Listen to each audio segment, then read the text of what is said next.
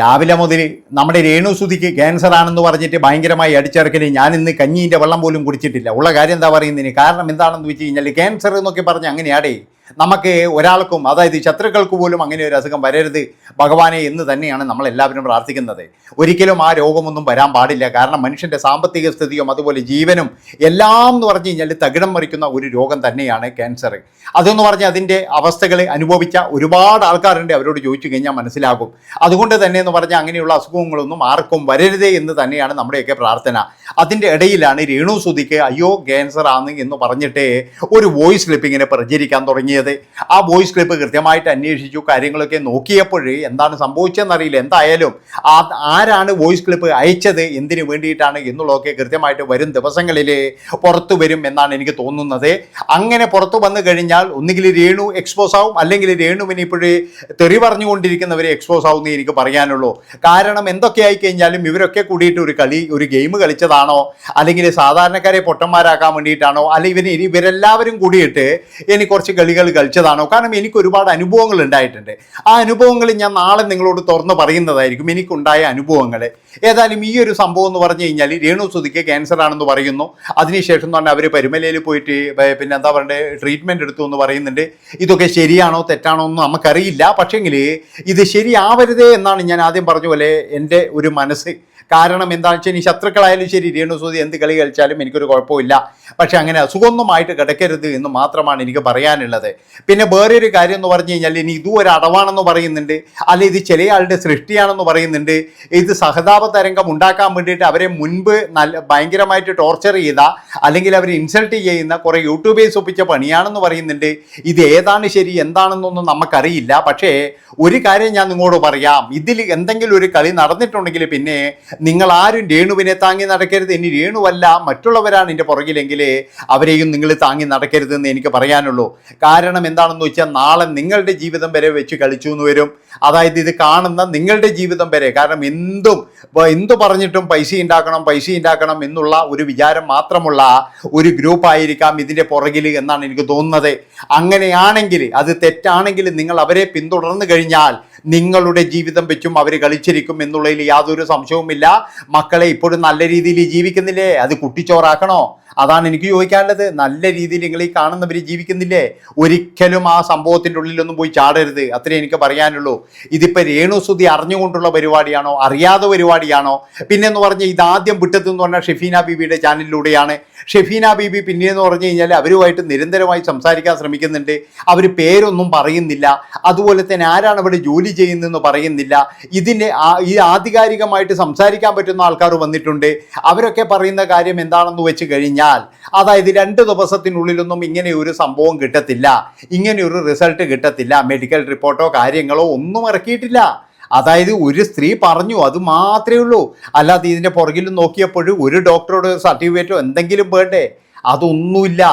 അതുകൊണ്ടാണ് ഞാൻ പറയുന്നത് ഇതിൻ്റെ ഉള്ളിൽ എന്ന് പറഞ്ഞാൽ പല കളികളും ഉണ്ട്. നമ്മളൊന്നും അറിയാത്ത പല കളികളും ഇതിൻ്റെ അകത്തുണ്ട്. അതായത് ഇവരൊക്കെ എന്ന് പറഞ്ഞാൽ നമ്മൾ വിചാരിക്കുന്നത് എന്തായിരിക്കും, ചില ആൾക്കാരൊക്കെ എന്ന് പറഞ്ഞാൽ ഭയങ്കര ശത്രുക്കൾ. ഒരിക്കലും അല്ല. രേണുസുതി തന്നെ എന്ന് പറഞ്ഞു കഴിഞ്ഞാൽ പല ആൾക്കാരുമായിട്ട് പല രീതിയിലാണ് എന്താ പറയുക കമ്മ്യൂണിക്കേഷൻ നടത്തുന്നത്. അതുകൊണ്ടാണ് ഞാൻ പറയുന്നത് കാണുന്നവർ മണ്ടന്മാരായി പോകരുത്. നമ്മളൊക്കെ പ്രാർത്ഥിച്ചത് എന്ന് പറഞ്ഞു കഴിഞ്ഞാൽ അങ്ങനെ ഒരു അസുഖം വരല്ലേ എന്ന് തന്നെയാണ്. പക്ഷേ ഇതിൻ്റെ ഉള്ളിൽ ഉടായ്പ ഉണ്ടെങ്കിൽ ഒരു കാരണവശാലും വെറുതെ വിടരുത് എന്നാണ് എനിക്ക് പറയാനുള്ളത്. ചിലപ്പോഴുണ്ടാകും, ഇല്ലയെന്നൊന്നും പറയാൻ പറ്റൂല. നല്ല രീതിയിലുള്ള ഉടായ്പ ഉണ്ടാകും. കാരണം അതുപോലെയാണ് നമ്മുടെ ഇങ്ങനെയുള്ള കുറച്ച് ടീമുകൾ പോയിക്കൊണ്ടിരിക്കുന്നത്. ഉള്ള കാര്യം എന്താ പറയുന്നതിന്, അതായത് ഇവർക്ക് എല്ലാവർക്കും അറിയുന്ന ഒരു കാര്യം എന്ന് വെച്ചാൽ രേണുവിൻ്റെ എന്തെങ്കിലും ഒരു 2 ഡാൻസും 2 കോപ്രായങ്ങളും ഇട്ട് കഴിഞ്ഞാൽ കാണാൻ ആളുണ്ട്. ഇല്ലയെന്നൊന്നും ഞാൻ പറയുന്നില്ല. എവിടെ നിന്നും എടുത്തു വെച്ചിട്ട് ഒരു 2 ഡാൻസ് ചെയ്ത് കാണിച്ചു കൊടുത്താൽ മതി.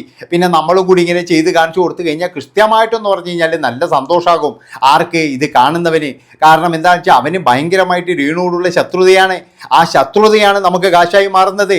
അതായത് ഓരോ ആൾക്കും രേണുവിനോടുള്ള ആ ഒരു ഹേറ്റ്, അത് തന്നെയാണ് നമ്മൾ വിറ്റ് കാശാക്കേണ്ടത്, മറ്റൊന്നുമല്ല.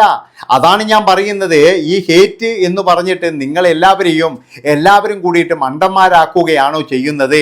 പ്രേക്ഷകരായ നിങ്ങൾ ഈ രേണുവിനോട് എന്തിനാണ് ഇങ്ങനെ ഹേറ്റ്? അതായത് നിങ്ങൾക്ക് എന്താണ് നഷ്ടം? നിങ്ങളുടെ ആരെങ്കിലുമാണോ? ആരുമല്ല. പക്ഷെ നിങ്ങളുടെ ഒരു ഹേറ്റ് എന്ന് പറഞ്ഞു കഴിഞ്ഞാൽ നമുക്കതൊരു വലിയ മുതൽക്കൂട്ടാണ്. ആ നിങ്ങളെയാണ് ചിലപ്പോൾ എല്ലാവരും പറ്റിക്കാൻ വേണ്ടി തുനിഞ്ഞിറങ്ങിയിരിക്കുന്നത്. അതുകൊണ്ട് തന്നെ എന്ന് പറഞ്ഞു കഴിഞ്ഞാൽ നിങ്ങൾ വളരെയധികം സൂക്ഷ്മതയോട് കൂടിയിട്ട് കാര്യക്കണം ഇനി അങ്ങോട്ട് കാര്യങ്ങൾ നീക്കാൻ വേണ്ടിയിട്ട്. അതായത് രേണുവിനെ നിങ്ങൾ സപ്പോർട്ട് ചെയ്യുമ്പോഴും അതുപോലെ തന്നെ ഹേറ്റ് ചെയ്യുമ്പോഴും, അതായത് രേണുവിന് ഇഷ്ടമല്ലെങ്കിലും ആ ഇഷ്ടമില്ലായ്മ എന്ന് പറഞ്ഞു കഴിഞ്ഞാൽ അത് വെച്ചൊരു മുതലെടുപ്പാണ്. ചിലപ്പോഴെന്ന് പറഞ്ഞാൽ രേണുവിന് ഇതിൻ്റെ പേരിൽ എന്തെങ്കിലും തരത്തിലുള്ള സഹാനുഭൂതി കിട്ടാനോ അല്ലെങ്കിൽ ഇനി അതിൻ്റെ ഇടയിലൂടെ എന്ന് പറഞ്ഞാൽ എന്തെങ്കിലും പിരിവോ.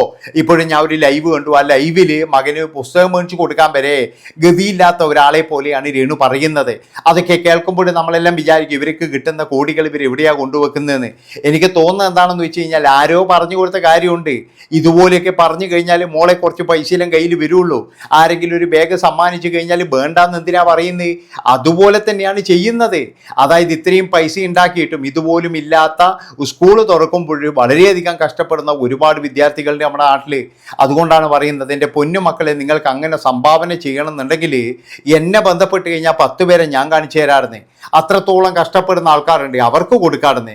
അല്ലാതെ ഒരിക്കലും ഈ കോപ്രായങ്ങൾ കാണിക്കുന്ന അല്ലെങ്കിൽ ഈ യൂട്യൂബിൽ സോഷ്യൽ മീഡിയയിൽ വന്ന് ഇമാതിരി കോപ്രായങ്ങൾ കാണിക്കുന്ന ആൾക്കാർക്കൊന്നും കൊടുക്കണ്ട.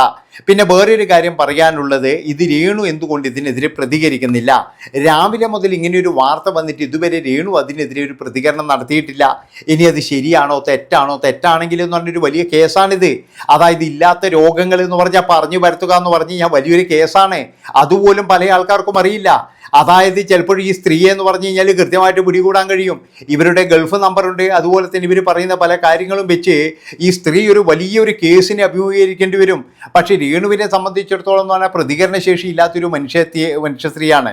അവരെന്ന് പറഞ്ഞു കഴിഞ്ഞാൽ അവർക്ക് ഇതിലും വലിയൊരു കേസ് വന്നിട്ട് കൂടി അവരൊന്നും പറഞ്ഞിട്ടില്ല.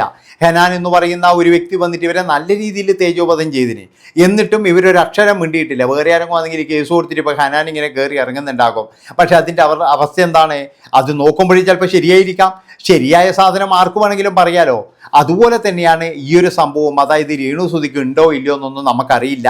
ഇനി ഉണ്ടെങ്കിൽ എന്തുകൊണ്ട് രേണുസുധി ഇത് പുറത്തു പറയുന്നില്ല? ഇല്ലെങ്കിലും എന്തുകൊണ്ട് ഇത് പ്രതികരിക്കുന്നില്ല?